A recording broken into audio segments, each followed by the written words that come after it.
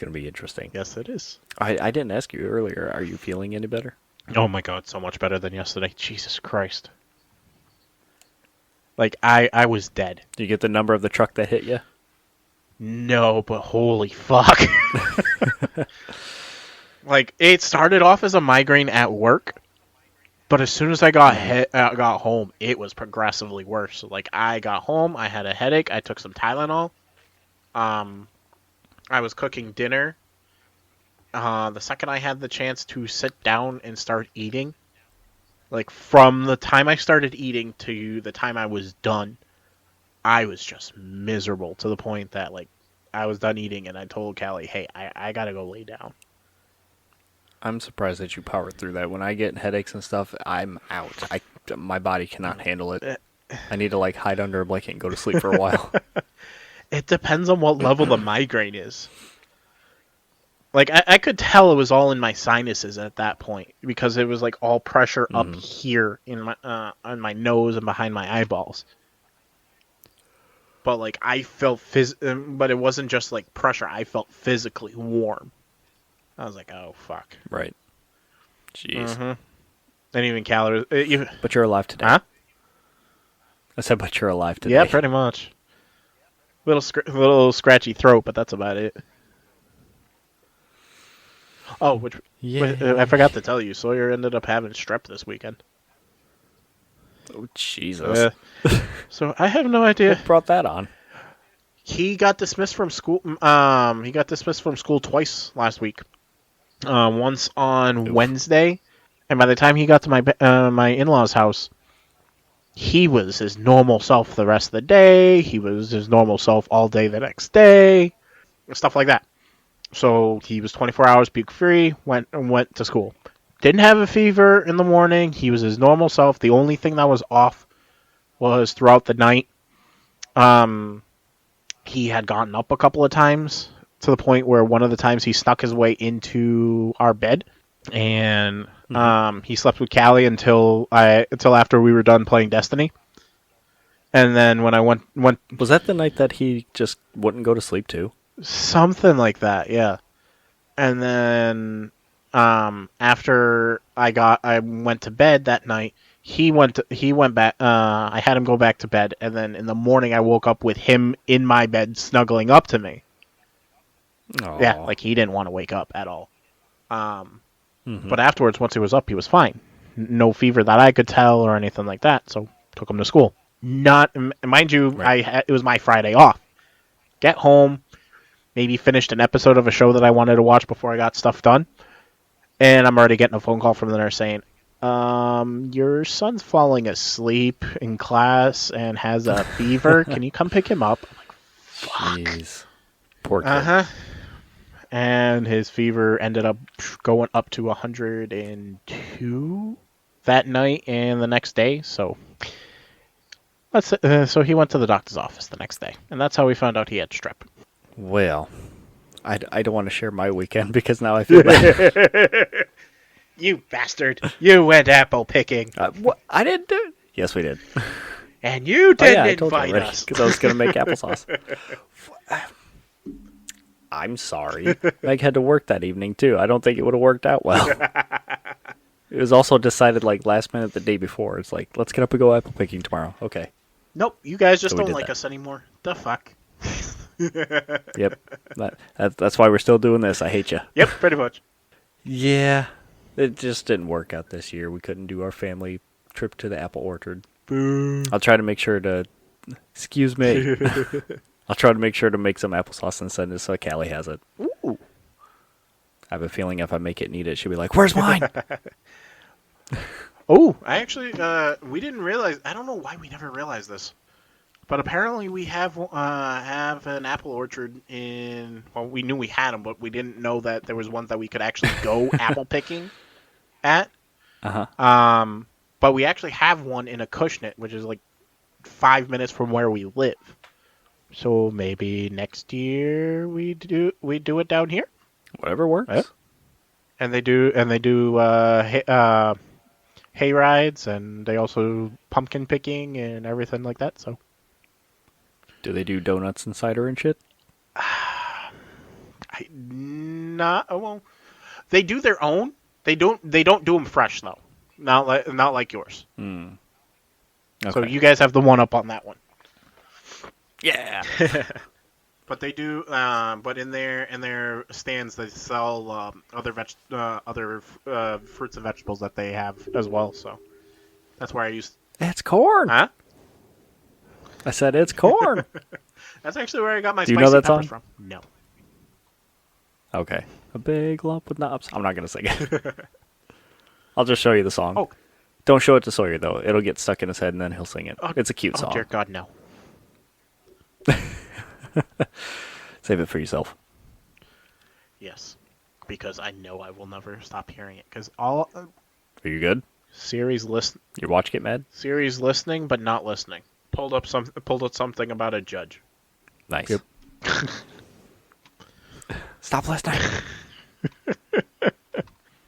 All right. You ready to get the shindig underway? Yes. Okay. Oh, last tangent. Speaking of about the watch, they're listening. What? They're listening so often that yesterday me and Callie were talking about how we definitely. And was it yesterday? Either yesterday or the day before. We were talking about how we really need to get back into the habit of making breakfast from home. And then all of a sudden, I hear Siri saying, "Oh, 35 homemade breakfasts that can be done in like 10-15 minutes." I'm like, Thanks, didn't ask. yeah. I'm like, fuck. All right. Ramblepack Podcast, episode 47. Oh yeah. And I'm still normal Adam. And I'm Sicky Mike. You're okay now. You can go run a mile right now. You're good. I couldn't even run a mile before. Sorry. I'm expecting too much of you. Pretty much. What the fuck? Sorry. Oh, man. I haven't asked you lately. Have you played anything new or interesting, or are you still stuck on just Destiny and Dreamlight since you have to finish this stuff?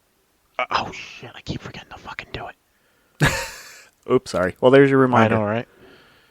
So that means I gotta do some stuff either today or tomorrow. Not really. Ironically enough, I haven't been playing the slime game as much. Well, that's just because I've been more obsessed with that mushroom game. But besides that, no, not really. Which I'm still getting ads for that, by the way. Play it. You know you want to. No, thank you. You know you want to be a mushroom that good. grows. No, I don't. If I'm going to play as a mushroom, I'm going to play that indie game where you're a mushroom running around the forest. Not going to play Isekai Slow Life. Do it. No. Okay, so since we're trying to get back on the Destiny train, since we have a few more weeks before the next season, and we lose our legendary how are you shards, liking? aren't we? Yeah, we gotta. Yes, I believe that kicks in next season, so we gotta spend those on shit. How are you liking the Festival of the Lost stuff so far? I thought it was. That wasn't an instant yes or something. So you're looking. It's fun. Don't get me wrong, but it's repetitive and to the point that I'm just like, we've played the same two maps over and over again. I don't know how many runs we've done. Yeah, that Nessus one comes up a lot. I think I've only done Europa once. Yeah. Well, I've done both, but I can't do the other two. So and we've done it so often that it's making me think, are they like time locked? Did the EDZ one on Legendary. Yeah, so then why didn't it count though? I don't know. Maybe it's the way it's weighted. I honestly don't know. But are you enjoying it at least? I know it kind of sucks that you have to wear the mask and you have to run something else to get the, I don't even know what you would call it, currency for the event to be able to get anything from it. Yeah. Like, it's cool that you can earn candy from everything, but then to get the pages, you have to run stuff to get them to completion, and then take that into the lost sectors to turn that into the other thing to put it into the Grimoire book. It's not really any different than the Solstice, though. It's basically the same setup. Minus the Grimoire book. Right, but the Solstice, you're actually working towards building good armor. Right. This one, you're just running the event to run the event and get all the pages in the book. Thanks, Mickey. What? My phone. I took my watch off and Mickey started talking. Oh, okay. Yeah, because I have the Mickey Mouse watch face. Mm-hmm. Yeah, at least in that for the Solstice, it made sense because you actually went for something. Yeah. Especially if you're a noob, you can try. It's a good way for you to try and like farm decent armor. You get good armor, yeah. Right. Well, there's a growing sentiment that people are not happy with this event anymore. Like the subreddit alone, regular players, like casual and hardcore people and stuff, are just like, we're over this. And the biggest thing is, a lot of people want to see the masks turn into just ornaments rather than being a helmet itself. Wasn't it like that in D1, where it was like Yes, it was a consumable that would put a jack-o'-lantern on your head. Right, that's what I remember. But then everything else stayed normal. Yeah, that's kind of similar to what people are wanting, whether it's just like an ornament that changes your helmet from whatever cosmetic you're using to the mask, or something like a consumable would be cool. Because, if people are wanting to use an exotic helmet, they can't because they got to run the mask. Right. Not to mention the masks themselves, the stats on them suck. And apparently someone did a bunch of polls on the mask to like see what the stat changes were from them, and a lot of them are static rolls. It's not completely random. Yeah. So if you're trying to get a really decent roll, it would take a lot of candy to get that, and even then, you're not guaranteed it. Like, I think the highest number for any of the classes was maybe 63. Yeah.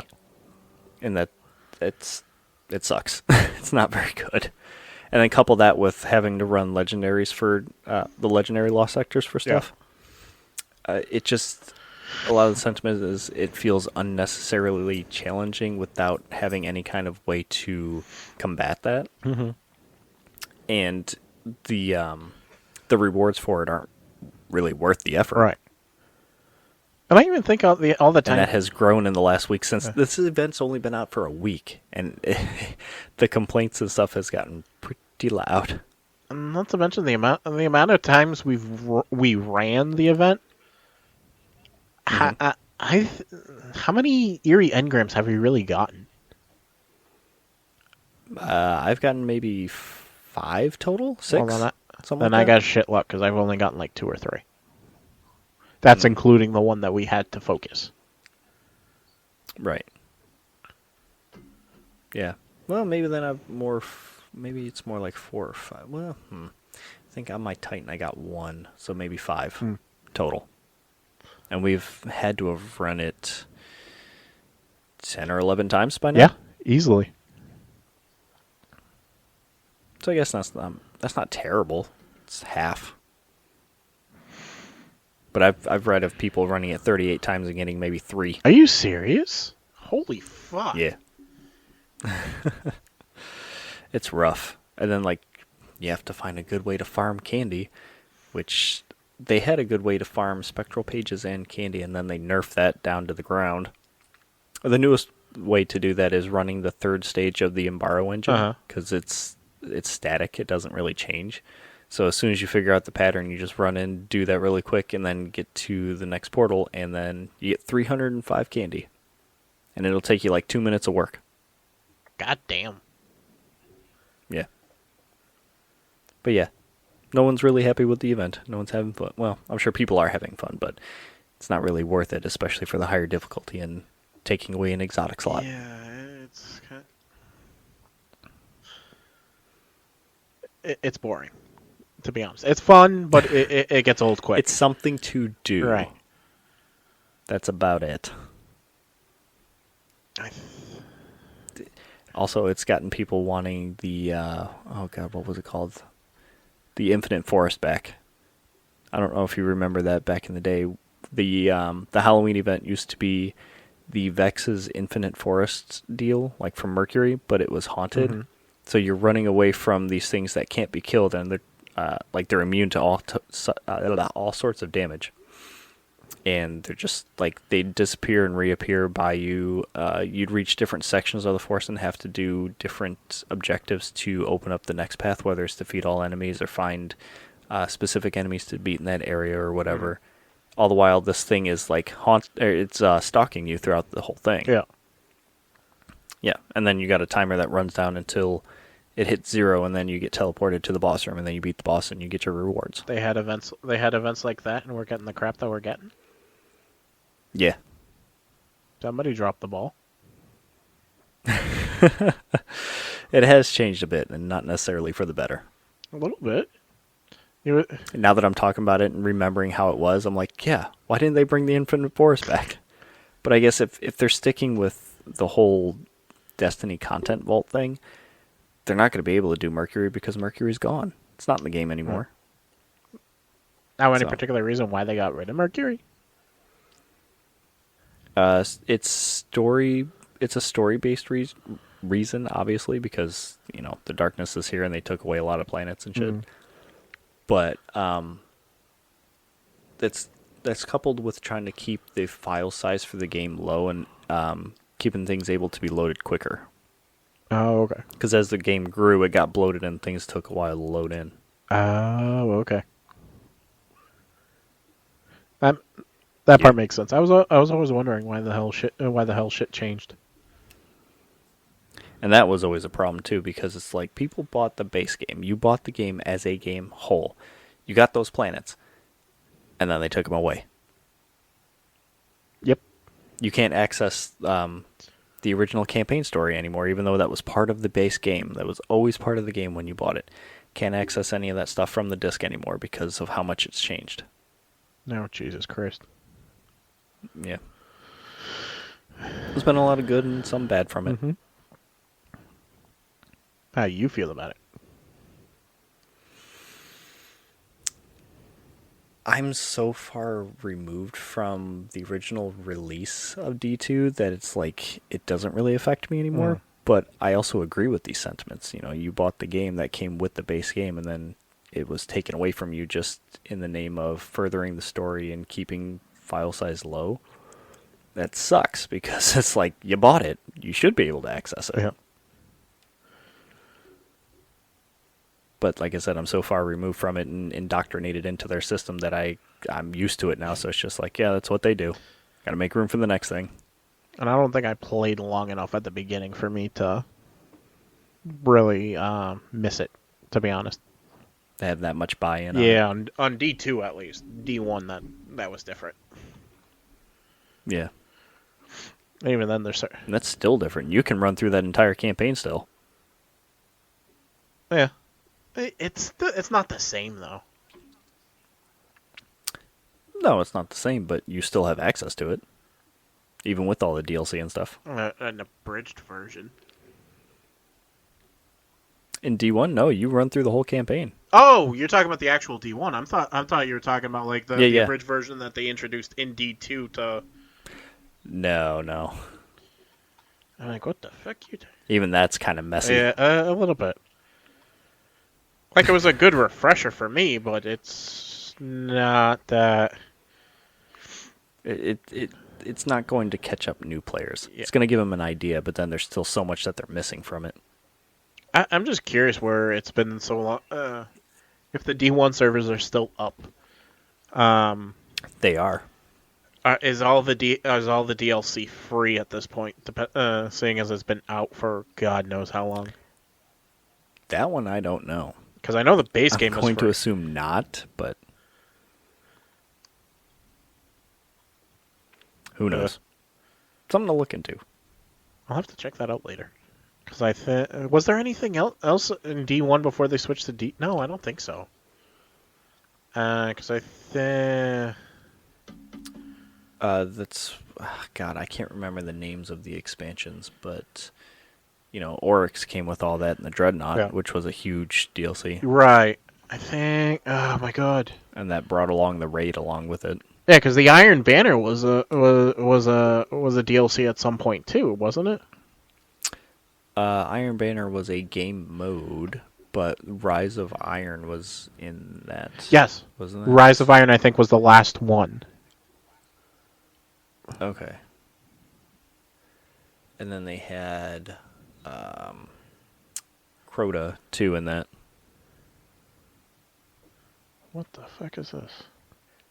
Somebody not doing a very good job at pretending to be Facebook.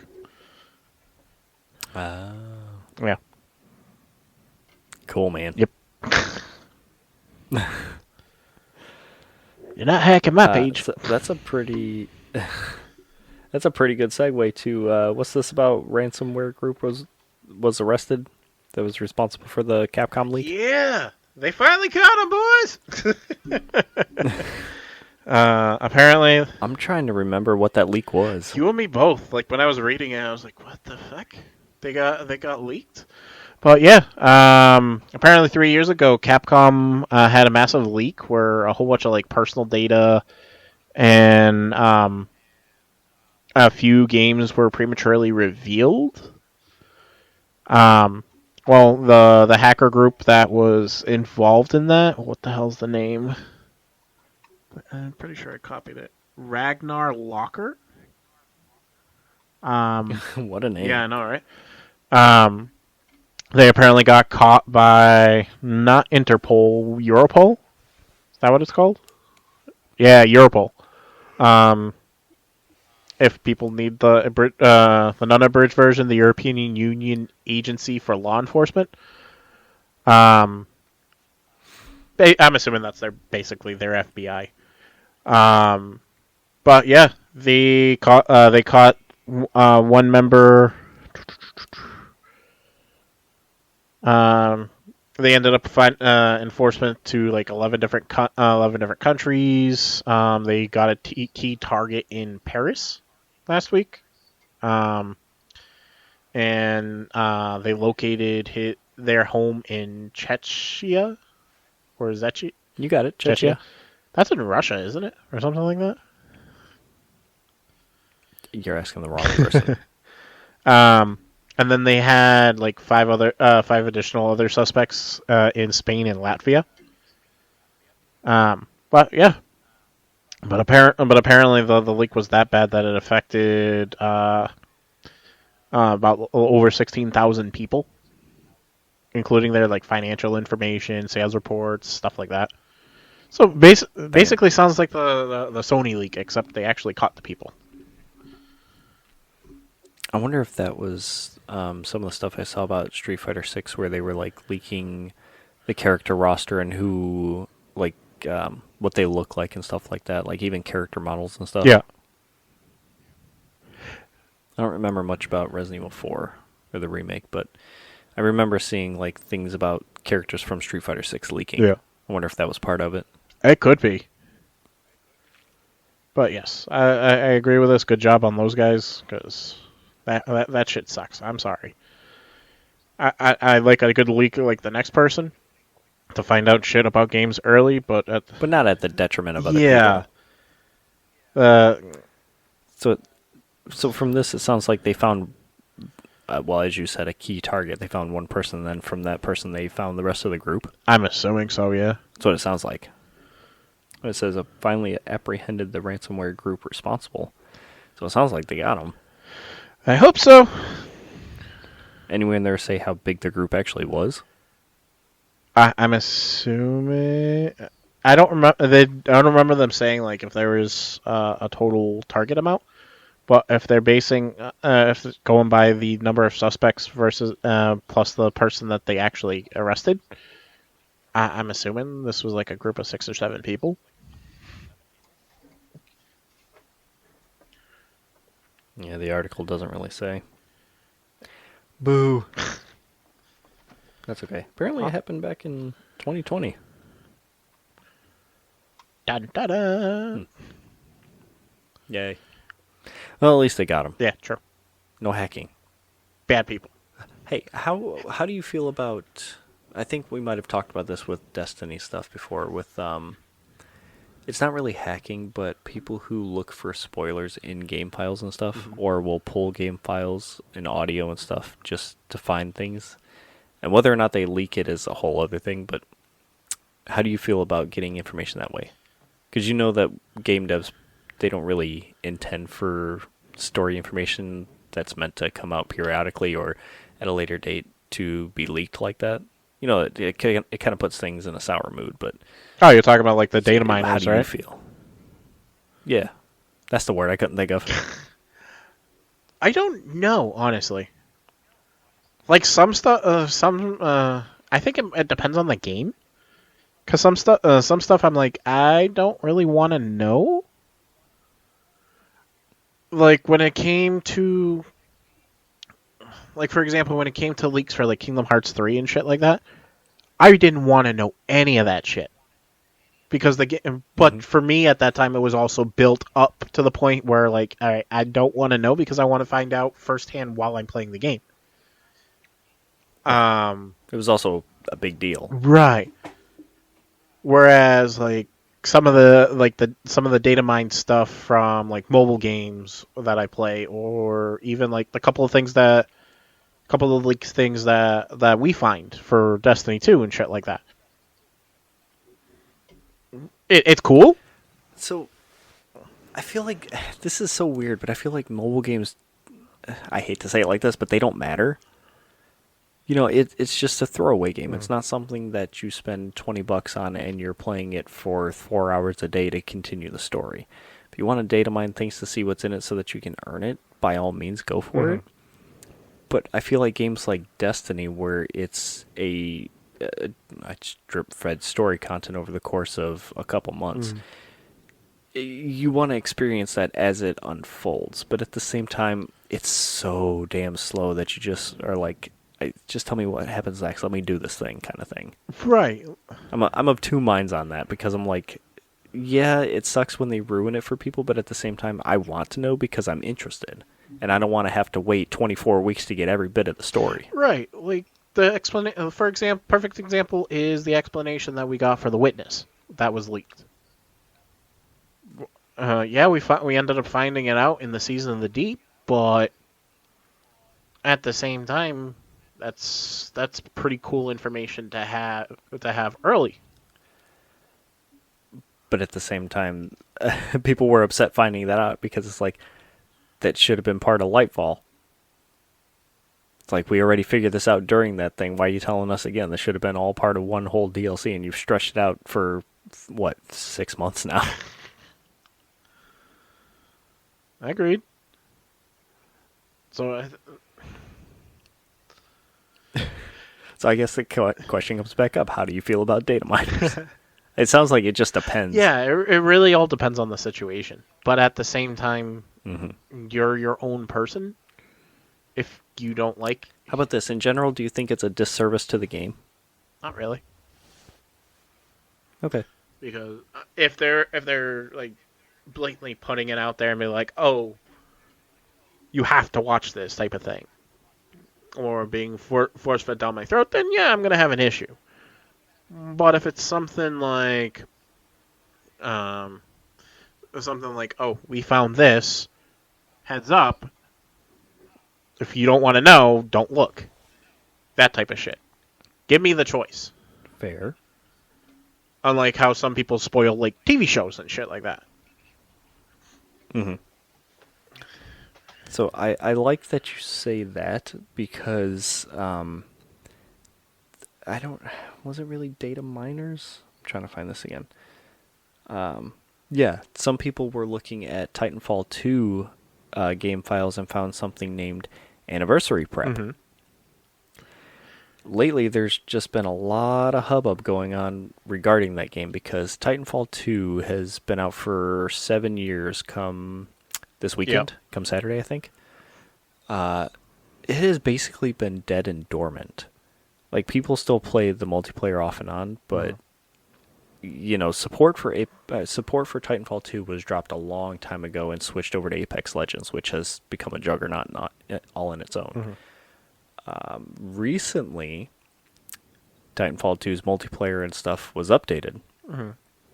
It is now playable and stable, and they have gone in and fixed map glitches and boundary breaks. But in doing so, they've also put a beloved character from Apex called Nessie. It's just like a giant Loch Ness monster thing. They put little plushies of them in the places of those maps where they fix these glitches and things.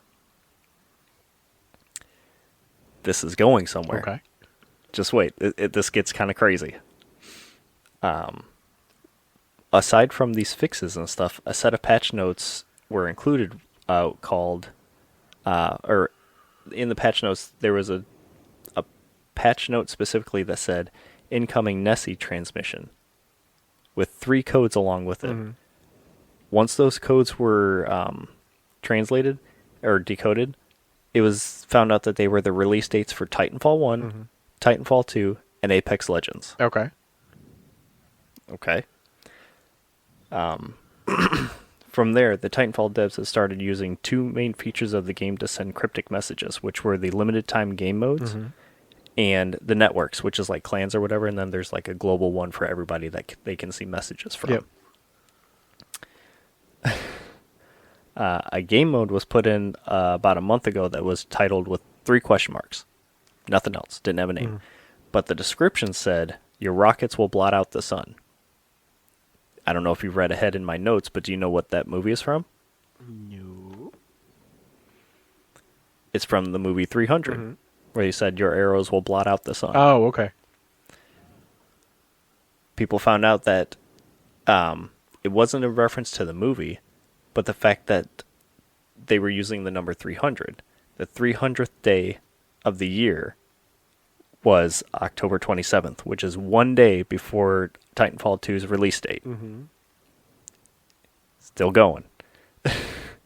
A new game mode after that was added that was called Blinded by Science, which took the community no time to find out that that was the 3rd round in a co-op mission from Titanfall 2, I believe.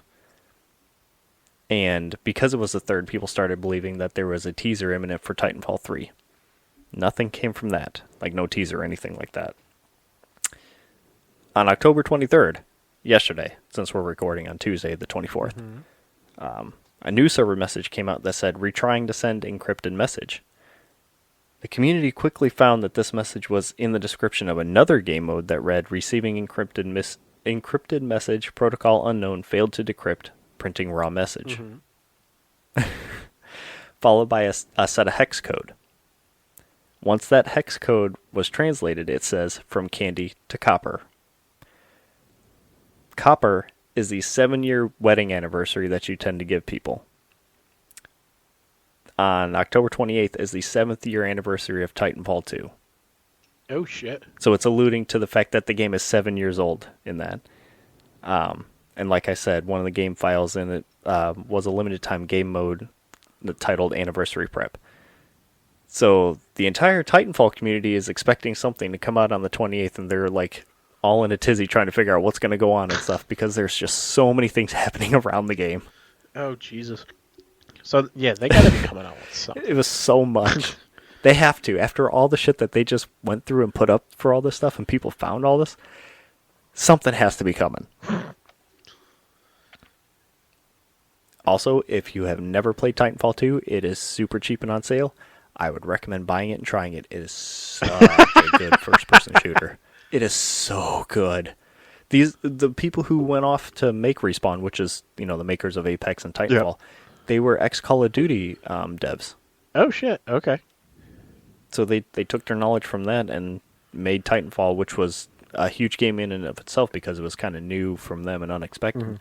Then they took that and made Titanfall 2, and that has one of the best, I'm pretty sure I said this before, it has one of the best campaign stories from any first-person shooter. Worth the buy. I'll take that recommendation. Okay. You probably get it for like $5. Yeah. Maybe if I'm lucky, it's under Game Pass. Or PlayStation's Game Pass. You don't have Xbox? There you go. Fine. PlayStation Plus, whatever the fuck it's called.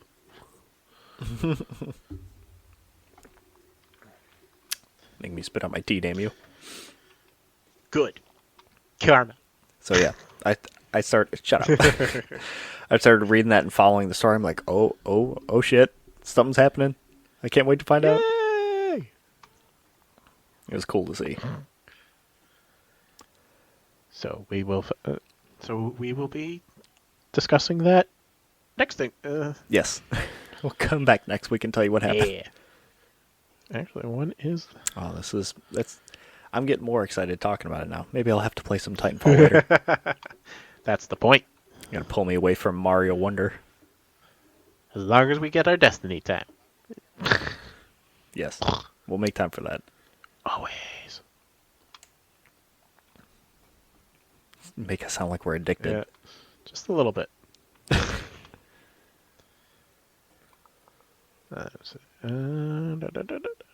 Come on. Would you break it? No, I didn't break nothing. Okay. Uh-huh. You want to talk about another addiction? Final Fantasy. What? Is that your addiction? It was before Kingdom Hearts. You know, that could go a couple different ways because Final Fantasy XIV is a lot of people's addiction right now, too. Oh, Jesus. But I have a feeling it's not what it's about, right? Nope. It's about Rebirth. Apparently, the devs have a big surprise for an iconic scene. I'm so bad. I was going to say Rebirth is better than Afterbirth. Oh, Jesus. You're welcome. Continue. And that brings a whole new meaning, seeing as I'm going to be knowing about seeing that all over again in the next couple of months. Yay! Have fun. No, but apparently this week's Thailand game show, the Rebirth director Naoki Hamaguchi had issued a message to all gamers regarding the you-know-what moment in the Forgotten Capital, that they are confirming that there will be a big surprise. What? What moment? What? Really? You don't remember what they're talking about? Not when it's referenced like that. Shish kebab. Oh, shit. Yeah.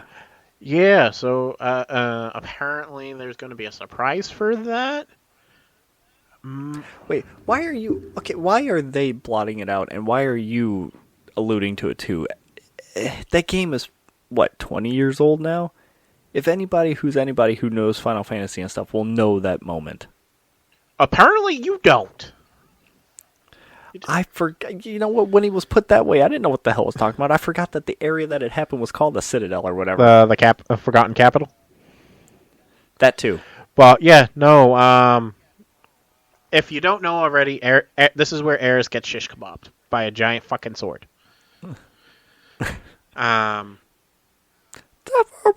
can't even do it. Sephiroth, oh yeah. There you go. Okay. But no. Supposedly they're alluding to a surprise on that. I'm not. Tifa's gonna die. Oh, you. Sorry. Bite your fucking tongue. You do not kill my waifu. Thank you very much. I'm a little upset that Vincent's not a playable character. He's just a person you talk to. I'm sure that. Yuffie was like that in the first installment, I want to say, or the second installment. Really? Yeah, because she got her own offshoot story. I don't remember, but from what I'm understanding, for the remake when she's first introduced, she's not a playable character, or is that Red 13? One of them isn't. I thought Red 13 was you had him on your team in the first one. Yuffie had her own side story with some other ninja dude, but I think she wasn't playable at the time. Right. I think that's what they're doing. I think by when they introduce him, he's going to be a non-playable character. Oh shit! Because we're gonna get a Dirge of Cerberus remake. I wouldn't doubt that at some point.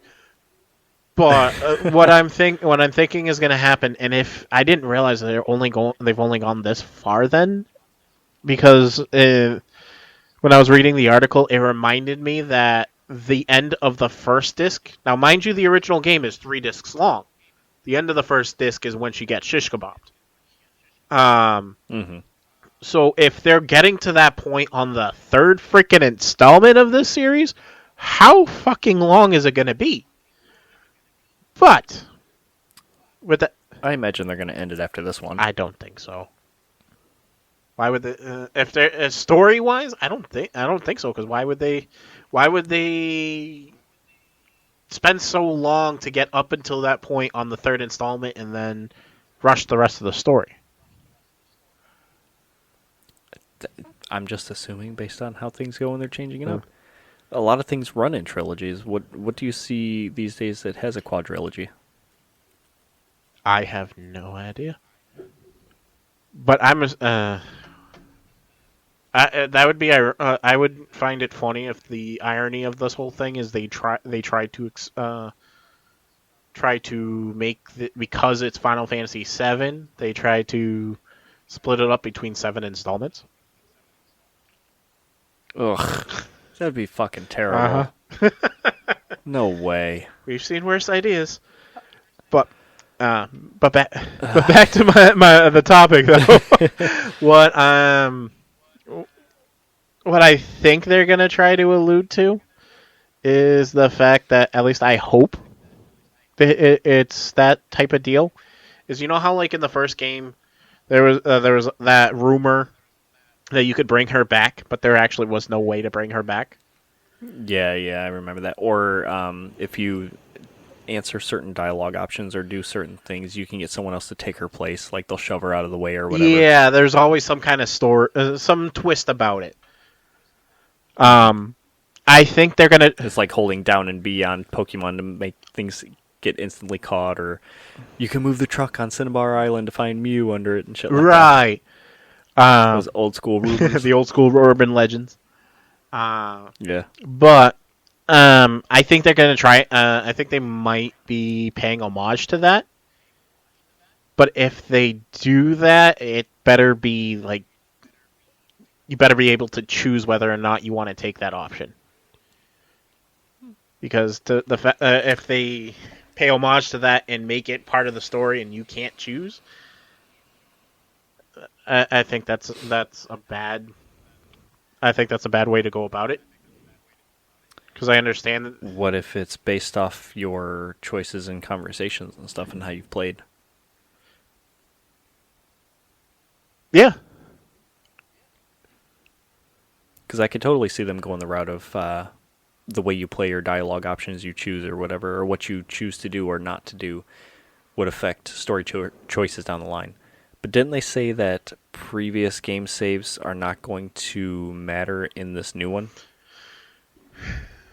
Like, you'll get bonuses or whatever like that, but you don't have... there's no continuity between saves for the first two and then this one. Yeah, I think what they said, like, you can start they're gonna make it so that you can start the game with this installment, and I think they more are talking about the fact that like you don't have to have played the first 2 installments to understand how to get the third one going. So I think that's just alluding to, hey, they're going to do a recap type of thing. Basically the same idea as like how Destiny does at the beginning of every season or whatnot. Right. They're like, oh, this is the story so far, we'll catch you up type of thing. And someone's narrating over it. Yeah. I still want to know what the Black Wispy things were at like towards the end of the first set, or the first remake title, whatever it was. Black Wispy things. When they were at the top of Shinra headquarters and like the ghosty things were swirling around them. Why am I not remembering that? Do I want to spoil it? Like someone could have died, but they didn't allow it because it would have kind of fucked up continuity. Like that's the thing I got from it, was like it dealt with alternate dimension stuff. Ooh. Okay. Do you not know what I'm talking about? Should I ruin it for you? Yeah. It's been a while. It's been a while. I haven't played it in a while, so go ahead. During something up in the Shinra headquarters, Barrett was shot, or he died for a minute, and then he came back because of these things. And it was like they were ghosts of something else, or I forget what they said that they were, but like because he's not supposed to die. They brought him back or something like that. Oh. You'll have to check out some videos of it. It's really interesting. But I was like, what the hell is this stuff? Because then that like made me think, oh, this is how they're remaking things. Right, they're going to be subtle changes, and eventually it's going to diverge.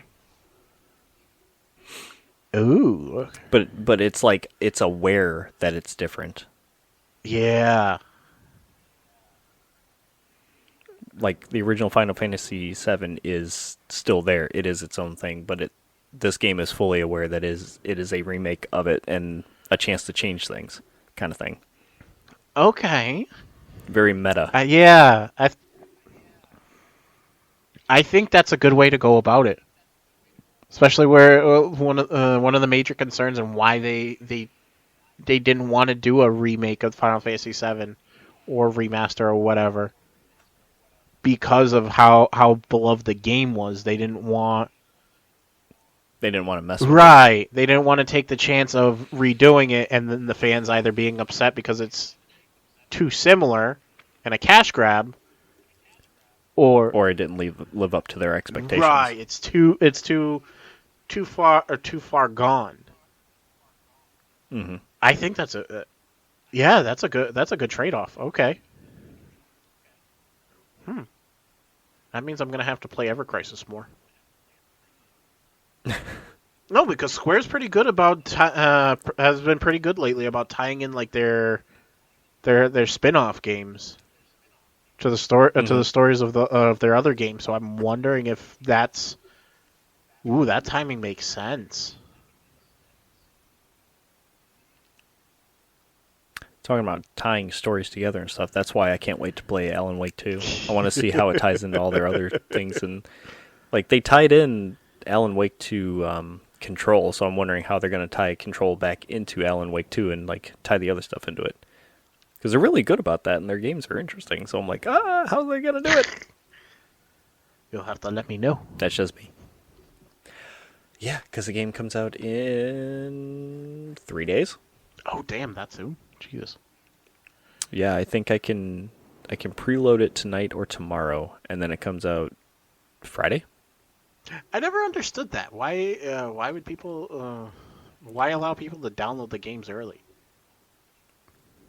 It was a holdover from PC. Not a holdover, but I guess a carryover from PC, because you used to be able to do that, especially with I think WoW was the big one where they would have these massive expansions.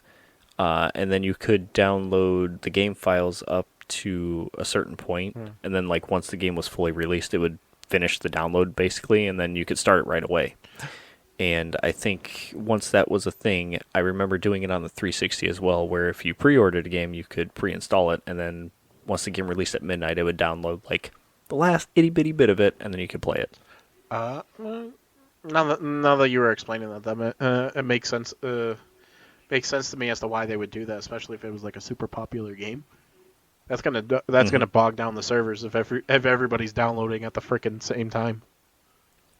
It's a way to combat the whole change to digital, because how many times have we been at GameStop at midnight waiting for our games to be released and then take it home to play it right away? Oh God, I missed that. Yeah.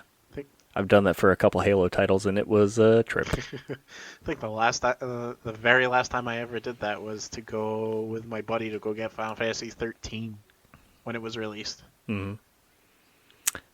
I can't remember if the last time I did that was for Halo 4, because I got the console with the game too, or if you know what, I think that was it, because I was going to say it was either that or an Assassin's Creed game, but Halo 4 is more recent, so it was definitely that.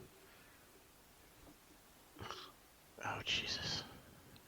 Hit you with a bit of nostalgia. It also goes to show how old we freaking are, because our kids will never have to do that. And I used to work at GameStop too, and I've done midnight launches. It's fun because everybody's excited and want their game. Oh, absolutely. I'll do a midnight launch. I will not do Black Friday. Fuck that. I've had to work Black Friday. It's rough. Like, there was a line out the door, and I showed up, and people were waiting. So I walked in, they're like, here, hand these flyers to everybody in line while we're getting things set up. I'm like, oh, great. I've done Black Friday shopping twice. I will never do it again. Because the first time, I think I've told you this story. The first time I went, was with Callie. Her uncle wanted an Xbox 360. And Callie, mind you, Callie worked for Toys R Us at that time.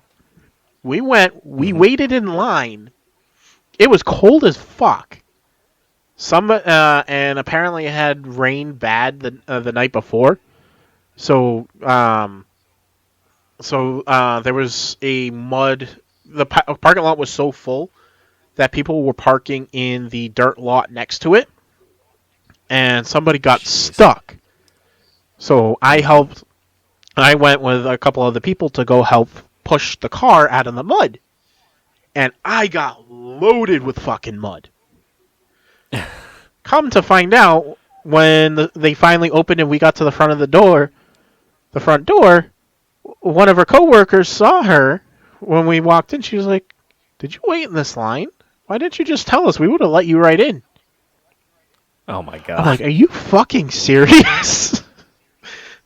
Kelly just won the experience. Uh-huh. Jeez. And then the second time I went was for a project for my photography class, and I was so cold that all my pictures were fucking blurry. Oh god, couldn't stop shaking. Uh-huh. I had to redo the project because there was none of my pictures were usable. I'm like, god damn it.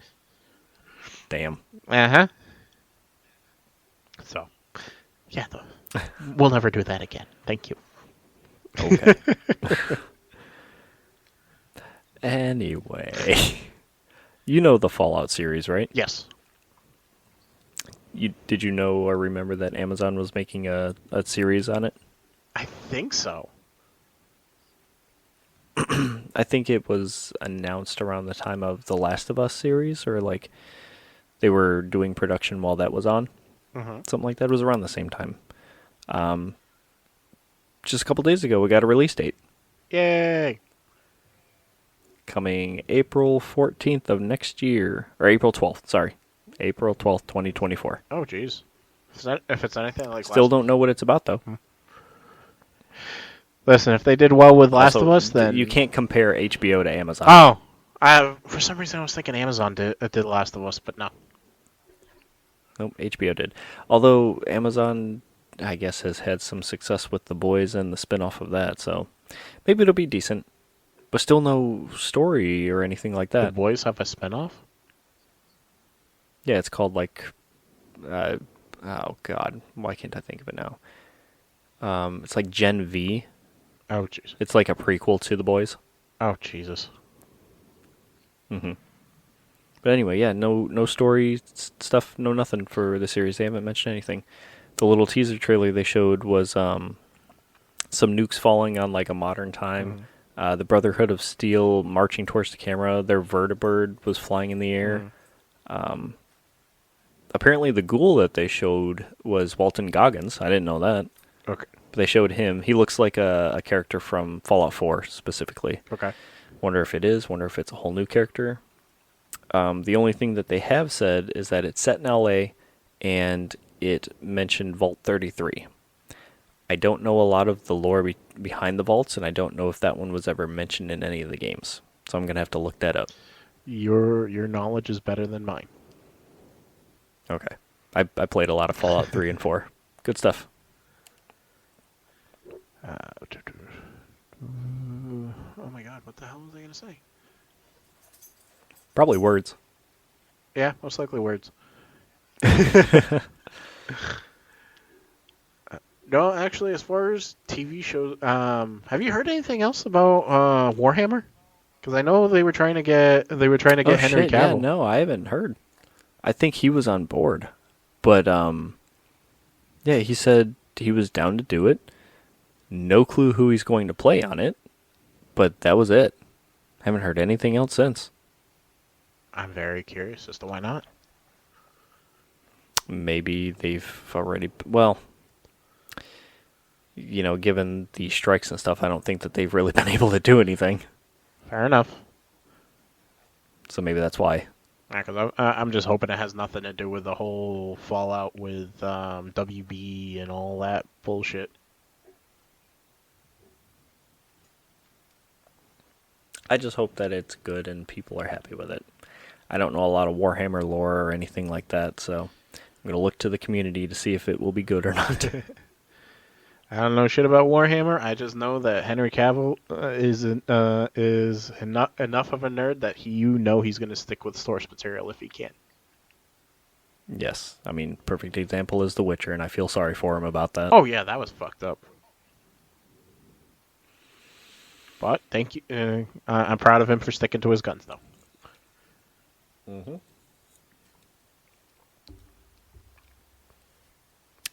One of us. One of us. That I was very surprised about. Apparently, he was a portly child. I didn't know that. I didn't know that either. Mom, look at me now. So good for him. I'm proud of the guy. He is definitely Me too. definitely a good role model for people. Yes. And he's not bad on the eyes. Nope, not at all. I would go gay for him. Okay. He's not America's ass, but So since we're very close to talking about superheroes again, since he was Superman, Spider-Man 2 came out. yes, it did. Apparently, it did. Jesus Christ. Apparently, it. Are you okay? No, apparently it broke Sony's or PlayStation's 24-hour sales record, and it's only available for PlayStation 5, so that's saying a lot. People bought more than 2.5 million copies of the game in its first 24 hours. It was supposedly the fastest-selling PlayStation Studios game in PlayStation history.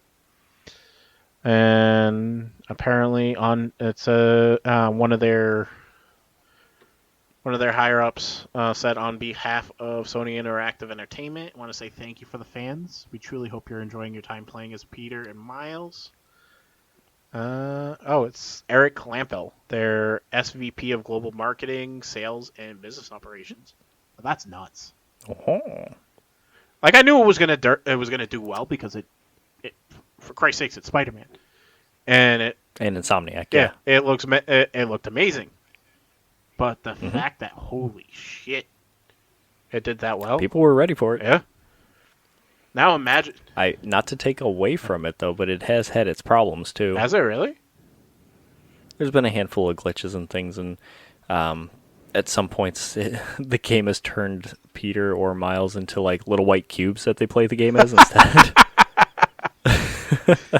Spider Cube. Also, I am not either Puerto Rican or Cuban, so I can't say if it's a big deal or not.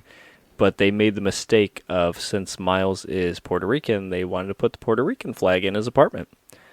Although they used the Cuban flag, not the Puerto Rican flag. Oh, fuck. Yeah, no, that's bad. Yeah. So they're working on changing that out. Who dropped that ball? You're asking the wrong person. I don't know. I just report on the shit. I can understand it was probably an honest mistake. But how did My guess is it was somebody who was in charge of doing it and didn't know any better and just Googled it and said, yeah, that's right. Probably, but at the same time, how did nobody check But that? at the same time, that's an oversight. You're right. It was an oversight. They didn't have testers or anybody else look at it, or Yeah, anybody that could verify it. yeah. I don't know. I don't know what their work pipeline looked like, and if it was only one person set to do it or not. Right. It's Hard to say. yeah. It's along the same. It's along the same lines as I can give a perfect example. Ukraine and Russia. No, Destiny 2 had an armor piece not long after it came out that it was kind of like stylized, but the way it was stylized kind of looked like not not like SS, like Nazi, but a similar symbol which had the same kind of meaning. Oh, And it was totally unexpected and not meant to do that. It was just the way it was stylized looked very similar to it. ooh, that is definitely in poor taste. Yeah. So they're like, disabling that armor piece, taking it off. Sorry about that. Yeah, that's pretty bad. I was gonna go along the line. I was gonna go along the lines of them trying to say like Brazilians and Portuguese are the same. They're not. Oh no, don't do that. They both speak Spanish. They both speak. Wow, shame on me. Watch Wow. yourself. No, they both speak Portuguese, but don't say that. Right. Fuck. But yeah, I feel their pain. I can see where that's bad. That's bad. But at the same time, forgive them. It's an honest mistake. Who knows? But at least they were like, oh, yep, sorry, we're going to fix that. And I'm sure that they'll have it fixed soon. Oh, I'm sure. But all good. now imagine if it wasn't just a PlayStation 5 exclusive. How big those sales would have been. Yeah, but we ain't going to see that. Of course not. Because PlayStation bought Insomniac. So they're a first-party studio. So that game's staying in-house. And I'm glad that you brought that up because I was going to switch over to ex-PlayStation CEO's Sean Layden was saying how he's worried about the industry's consolidation and game preservation. Mm. Perfect example is Sony buying Insomniac. Yeah. Apparently, he gave a keynote speech during the GameIndustry.biz investment summit. Okay. And that's where he shared some of his concerns, where he thought consolidation can be the enemy of creativity. Which, yes, no, I guess it depends on how you look at it. We could talk about that in a second if you want. Yeah. He also thinks that the rising costs in gaming are an existential threat to all of us. Because, I mean, you could see that a perfect example is games are costing $70 now instead of $60, and that's supposed to help offset the cost of development, where we're seeing all these giant blockbuster games costing millions and millions of dollars to make and taking 4 or 5 years to make them. Right. He thinks that companies need to, quote-unquote, de-risk expensive projects by retreating into sequels and established Hollywood franchises. Recent acquisitions to add to their portfolios could lead to less creativity as more teams are put to the projects. So instead of focusing on these things, give a little more creativity and let people run with things, and you can create a new IP from it. Right. Rather than spending millions on the rights to something and then even more on developing a game. Right. In specific instances, acquiring a company can save them from shutting down. True. But he remains worried about the lasting effect of the larger trend. Sure, you can save a company, but then you're also removing companies from the larger pool of game devs and keeping them in-house and putting them to task for your own stuff. So rather than letting them make their own things, like Devolver does, because Devolver has bought companies or helped publish games, but they're really hands-off. Mm. They're just like, we're not going to tell you what game to make. You make your game. We'll help you figure it out. Right. As it should be, to be Whereas honest. we got Xbox and... yes, I agree. But we have Sony and Xbox and saying, hey, we have this IP, we want you to work on it, and we'll pull in all of our resources from other places to make it happen. Yeah. And then you don't have a lot of things coming out, or in Xbox's case, you don't have a large game portfolio because, I don't know, you just don't have people working on the games. Or you have a Redfall situation where you spend all this time and money making the game and it's poop. Basically. I'm...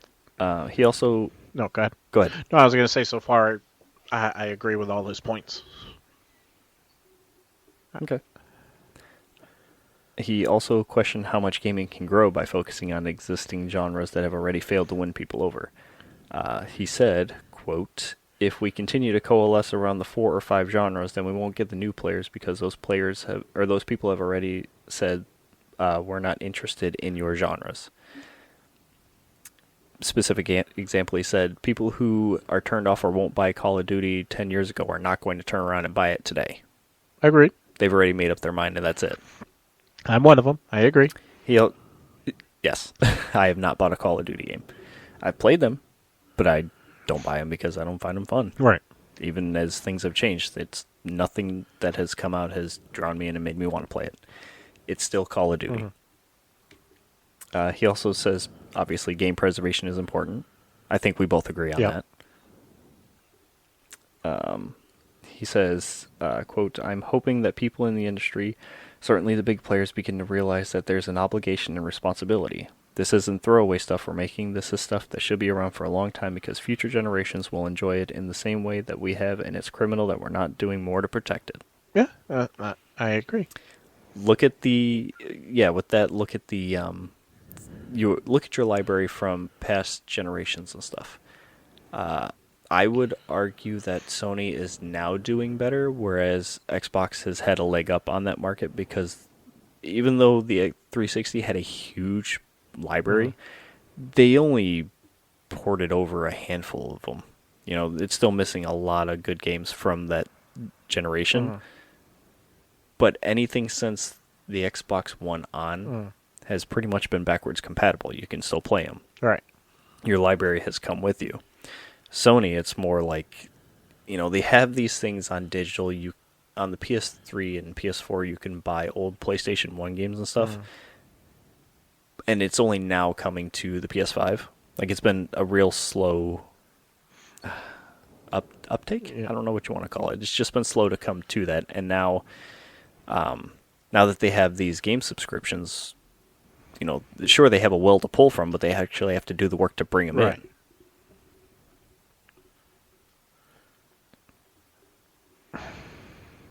I just agree with a lot of the points he made, but it's the consolidating of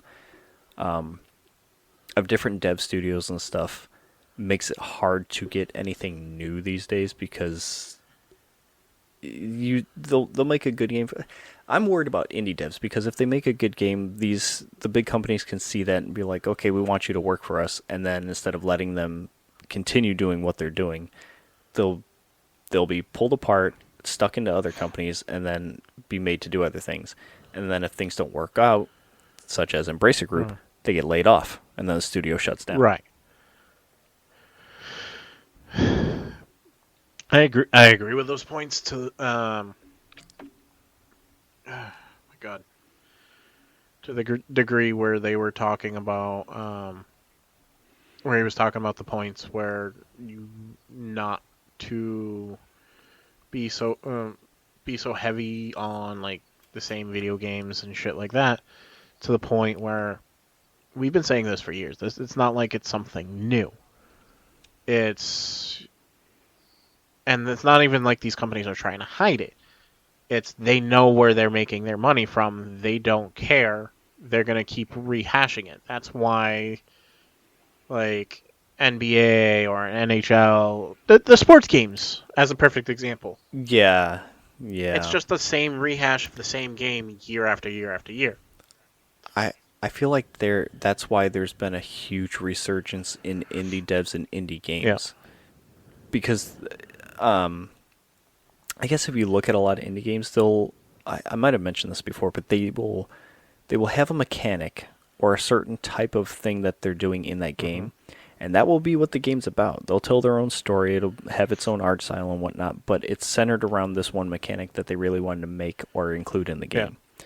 And that's what makes it fun and interesting, because these things are always new.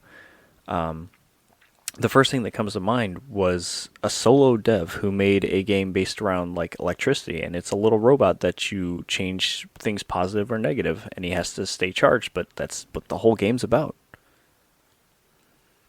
Yeah. It's cool. Or even look at Hi-Fi Rush. I don't know if you can count that. That's a Xbox-owned company. The only lucky, I'll give you that it was one person's creative idea, and instead of saying no because it was a Japanese studio, usually they're pretty rigid. They said, "Okay, let's do it." and gave them the leeway to do so, and it was great. Right. But we need more of that kind of stuff. We need more of the internal people saying yes to these kind of ideas rather than saying, no, we have a clear vision, here's what we're going to do, and we need you to do that instead. Yeah. And there are companies that do that.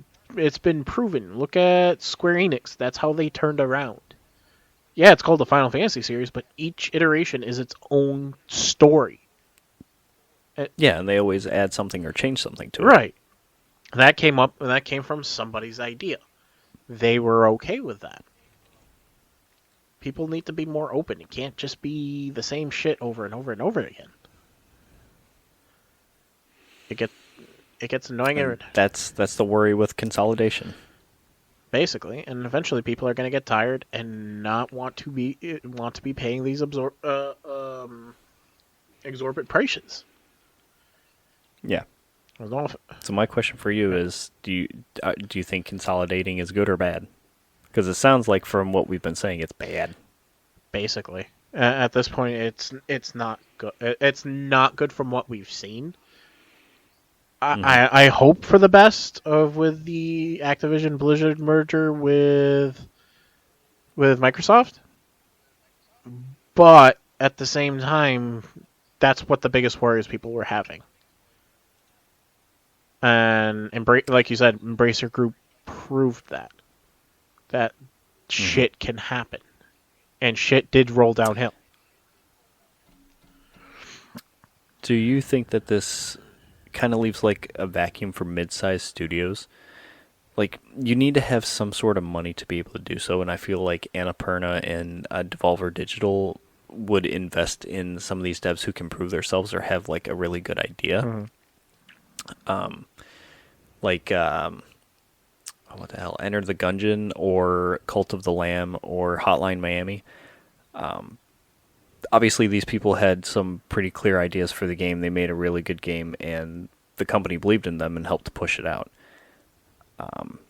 I feel like they kind of fit into that in-between state where they're not part of a huge conglomerate, and they can actually stand on their own 2 feet as well, even if they are being published by a publisher who will give them money to do so. Yeah. They're at least filling that creativity role. Right. Because it's always different, it's always fresh, it's always new. I think that, yeah.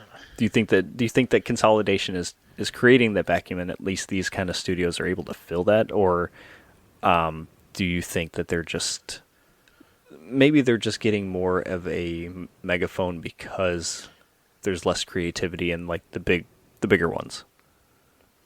I say that, but it's more like Sony and Xbox, because Nintendo's got creativity out the ass when it comes to games. Just look at Mario Wonder. Yeah. I do have to agree because oh my god, I really can't talk.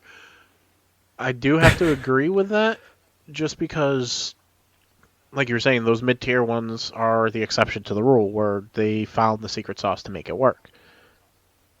Nintendo found the secret sauce to be the big company and make it work because they're doing their own thing. They're not really competing. They're like, fuck you, we're on our own. But that's also interesting, because you've got the mid-tier ones who their publishers or people giving them money are hands off and are like, do your own thing, be creative.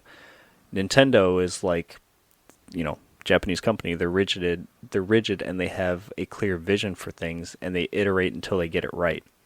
But when they do, they nail it. That's the thing. So I guess, would you say Nintendo's the exception to the rule? Because they're one of the big three, but they still have creativity. They still have creativity, but like where you were saying, where the rigidity, they may be rigid, but at the same time, like the key phrase of what you're saying is, they get it right. They keep at it until they get it right. Whereas that's the problem with Sony and Microsoft and the bigger companies. They're not. They at least have the time and the resources, and they won't try, it seems like. Because Nintendo will take the time to make it right, whereas the other guys are like, we have a deadline, not changing it, don't matter. Right. They're so concerned about what their competition is doing and be like, oh, we need to bring this out as soon as possible, make it big budget, blah, blah, blah. It's all about market share. Yeah. and edge each other out. Whereas Nintendo's like, "Fuck you, we have our community." They've been playing by their own rules for years. Yeah. So I don't know if Nintendo's the exception of the rule, or they're actually They're definitely the outlier still, and that's where they've been. Yeah, they're the outlier, but at the same time, they're actually following the rules that these companies should be following. Is the way I think. I guess. Yeah. That sounds like you're trying to say they know how to run a company. Yeah, basically. Which is a sad thing because that's like your baseline, but Nintendo does it well. To be honest, Nintendo's the reason why all the other They ones might are not treat around. their contractors well, but still. Huh? So they might not treat their contractors well, but here we are. Not the first time I've heard stuff like that from Japan, but that's why you see that type of shit in their anime all the time. Yeah. Well, speaking of freaking Nintendo and their rigidity, Wait, are you going to say something bad? Because I want to say something nice. I guess. Okay. Just because I've mentioned it twice now, I'm going to say Super Mario Wonder is an excellent game. I told you and Brian this the other day. It reminds me so much of Super Mario 3 and Super Mario World. Yeah. It is cute. It is colorful. I love the music. I love the way that they did. The game is so much fun. And I didn't realize this until I read it the other day that they hid a little Easter egg in the Pro Controller. Oh, okay. In the game, there are like different colored note blocks that, you run along them and it plays like piano notes or whatever. When you're doing stuff in the game as well, the controller will vibrate in time with whatever you're doing, like any other game, really. Nintendo did a smart thing where if you turn down the volume and then you run across the notes, you can hear the controller vibrating. The controller, they program the vibrations in the controller to vibrate basically in tune with the note blocks on the screen. So even if you don't hear it, the vibrations make that tune from each block in the game. Like the vibration sound makes the tune, or like... Yes. I need to go over and find...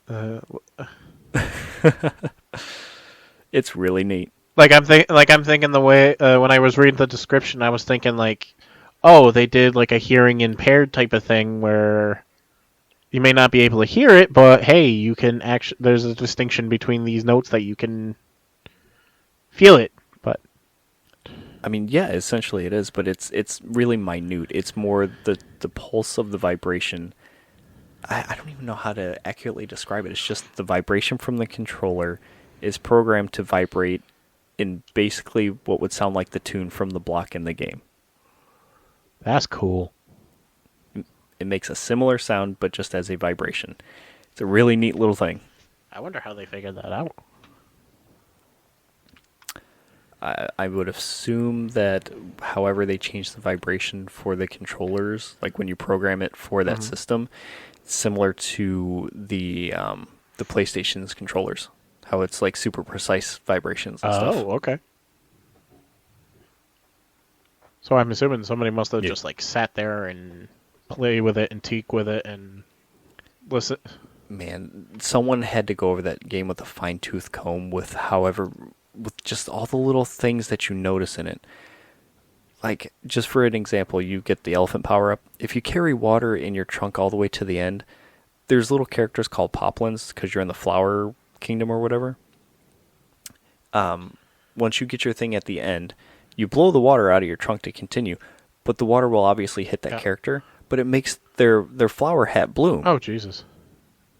Who thought about making that happen? It's just these little touches that like make the whole world more animated and alive. And it's those little touches that make it so much better. Again, Nintendo is the one that sets the rules. Please follow them. I guess so. Now what? They're very careful and precise. And it's great. And sometimes it's bad. Such as the next story you're going to tell me, I assume. Because apparently Nintendo has updated their guidelines for community tournament guidelines, mainly for the ones that you don't need a license for. Apparently, they posted on their Nintendo Japan and UK websites on Tuesday and dictated the terms for non-for-profit small-scale community tournaments for their games. They did now define the terms that organizers who have to follow to qualify as small-scale, allowing them to function without official license from Nintendo. Wondering if this is fallout from one of the fighting game tournaments or whatever it was. Maybe. This happened months ago where like they were on board to do something and then somebody was like going over other people's heads about rules or something, so Nintendo pulled out and was like, nah, we're not doing it anymore. It could be. Just because some of the highlights that they're giving is like community tournaments may not generate commercial revenue. Except as permitted by these guidelines. They're capping them at 200 participants in person, or 300 for online tournaments. It's interesting that they're capping participants. Organizers may not receive compensation from third-party sponsors. They may not sell food, beverage, or merchandise. What? Apparently. What? No prizes exceeding a market value of, I'm assuming that's pounds, 4,500 pounds, or 5,000 euros in total. Okay, those are, yeah. No spectator fees for online tournaments, and organizers must publicly disclose all accounting related to the costs of hosting the event promptly. So, the other stuff I can understand, but why no vendors? Yeah, that's kind of weird. Because if like specifically no food and stuff, especially if like the tournament is being held somewhere that has that stuff, can you tell them no? That's what I was thinking. Like, what? How do you circumvent it? Like, let's say, for example, you host a tournament. Let's say you want to host a Smash tournament, and then you rent out one hall for the tournament, and you rent out another hall to say, "Oh, I'm running a fast food hall or a food and wine tasting type of idea," and they go across. It's two separate events. Well, yeah, then that would probably be okay because it's two separate events. It's not part of But it. you're circumventing it. You're not stopping your participants from going over to this other event. Well, then they could say, why would you schedule our event during another one? It just happens to be using the same hall, I guess. I don't know. I think that's stupid. I don't know. Some of these things make sense and some of them don't. And I feel like it's an answer to the problem that they had before. Like, they've always been kind of wishy-washy when it comes to fighting game tournaments, especially when it came to allowing Smash, whether it was Melee or Brawl. So this might be their way of continuing to support it like they wanted to before they pulled out last time, but more so on their terms. Like, I can understand the merchandise thing. Let's say, for example, if you're holding one of these tournaments, you can't exactly have a vendor selling Mario plushies. Yeah, no, or like taking characters or branding from their games and turning it into something for the event. That'd probably be a no-go as well. But mainly, obviously, the food part. But one of the good points that people are bringing up in the article are like the issues that they have is people when they go to these tournaments, they see vendors with third-party controllers and stuff like that, where one particular person, they said that they're handicapped, and they found one of their an alternative controller from a third party vendor at one of these tournaments, and it worked for them. Now they're preventing that type of discovery. Why would it matter? I don't want to side with Nintendo, but different kinds of events and conventions and stuff will have these sort of vendors there too. So you could always find them there, or you can find them online.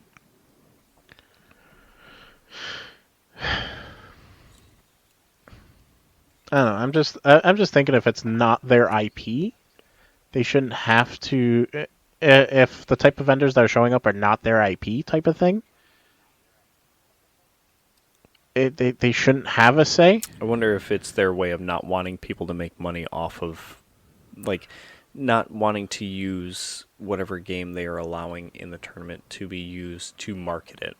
And that's how they would make money. Like, say if vendors are there and, like, they're just promoting it and saying, this is going to be one of their games or whatever. Just say, like, it's a fighting game tournament and they got Smash and all they keep saying is Smash this and Smash that and we're going to have Smash.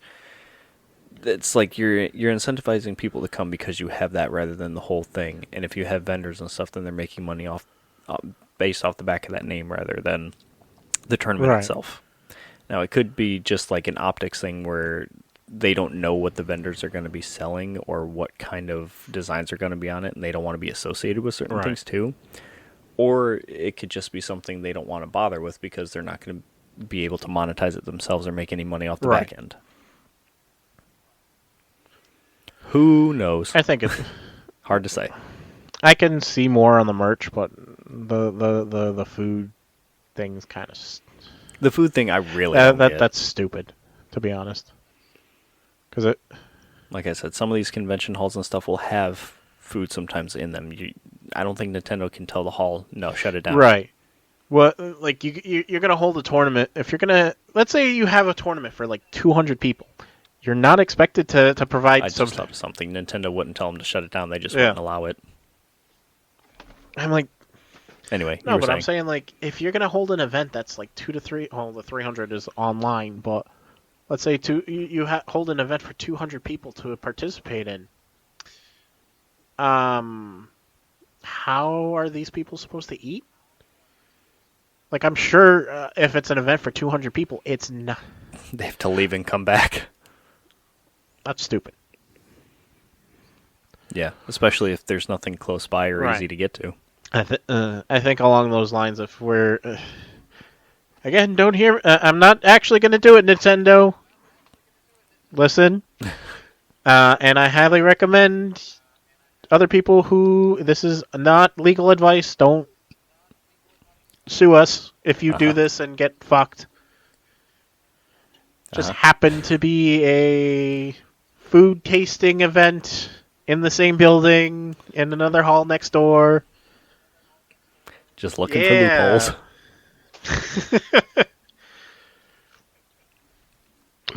I don't know. But this really does feel like a response to that whole thing with the fighting game tournament before.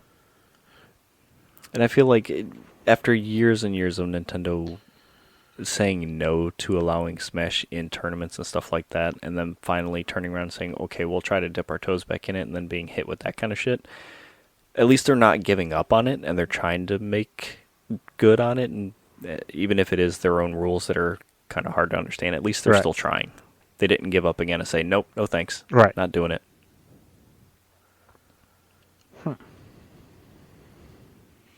That's my take.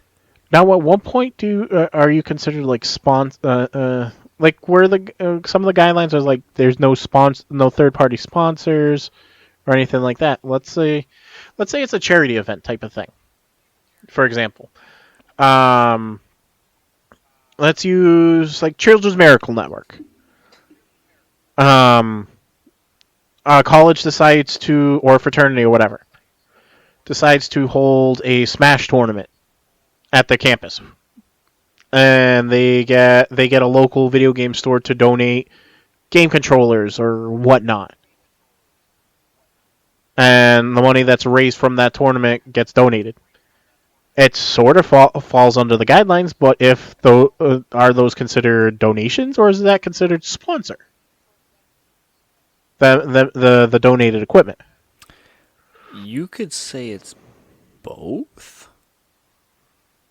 Because, I mean, like, sponsoring usually entails some sort of financial compensation, whether it's in the form of goods or Right. services.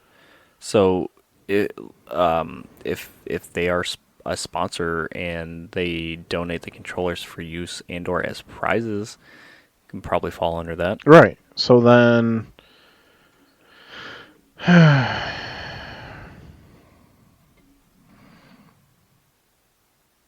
I'm just curious as to how to go about that, because I don't exactly expect an event,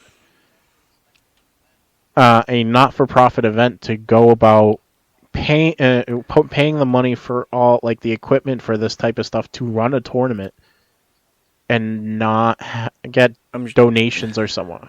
I'm sure a lot of these tournaments have, like, not necessarily deals, but agreements with certain companies, because I'm sure that there are game devs who have made games that don't want their games as part of something for whatever reason. So I would assume that they do their due diligence and reach out to these companies and say, hey, we're putting this on. We'd like to use the game in that. Is that okay? Right. Or, like, give a sheet of sponsors or who's going to be there, or if there's vendors and stuff like that. And if that is the case, then why wouldn't they reach out to Nintendo with the same stuff and try to make sure that it falls under their guidelines? Right.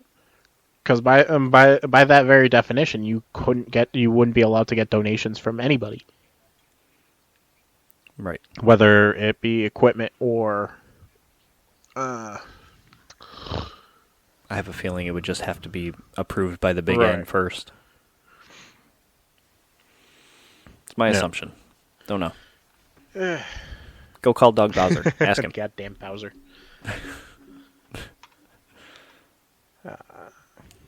Fucking Goomba. He's a Koopa, not a Goomba. I like Goombas, okay? Okay. Well, you'll like him in Super Mario Wonder. When you jump on him, they're terrified. As literally, that's one of the animation things. When you're jumping in the air and you're coming down on them, they go, ah, and then you flatten them. Poor Goomba. Yeah. It's funny. All right. I don't know about you, but I think I'm ready for bed. I think we hit everything. Actually, the only thing I have, not really a big one. Apparently, a studio, Motive, is actually working on a single-player Iron Man game, and they're. I feel like we've talked Did about we? that before. I believe so, a while ago, yeah. And I think it's because they were using it for Unreal 5. Oh, okay, maybe. Because all this sounds really Yeah. familiar. I'm like, I swear we've talked about it before, but I'd have to go through our long list of notes I to think find so. out. Now that we're talking about it, because my sentiment was when I was reading this, I'm like, oh, good. There's going to be some kind of redemption for Avengers that Square did, and I'm like, oh. Now that you're saying it, I'm like, shit. I probably had the same thought then too. We need a redemption for the shitty Superman N64 game. I don't think that's going to happen. Probably not. But it'd be cool to get a decent one. I think we'll get a redemption in the DCEU sooner than we'll get a redemption for that. I don't know. Time will tell. That's a WB thing, and that's Rocksteady's bag, and they're working on Suicide Squad, so we'll see. Have they even fixed those problems yet? Have you heard anything on that? Game's still coming out next year, I think. That's it. That's all I know. I don't think, like I had mentioned before, and other people have said, the game was too far along in their dev cycle to really change much of the gameplay stuff. So it's probably still going to be a lot of what we saw already, but only time will tell. We'll see later. Yeah. Okay. You want to say where people can find us so we can go to bed now since it's 11:30? Yeah. Can find us on Facebook, Twits. Now YouTube. Yeah. X. Now is this gonna? As people didn't know, and you're finding out now, we're actually recording this episode, so you'll actually get to see us. Hopefully, fingers crossed. Maybe if you want it to be up, if you want them to see us on the YouTubes, I can do Yes, that you and me. instead of it just being the audio with our Yes, it's logo. gonna be you, me, and my little red R2 over here. You're missing Yeah. him. You're missing him. There you go. You got him. There You you guys go. been noticing he's clear in the picture at this time. So I got this guy. Mila called him Beelzebub, so that's close to Beelzebub. cute. I'll take it.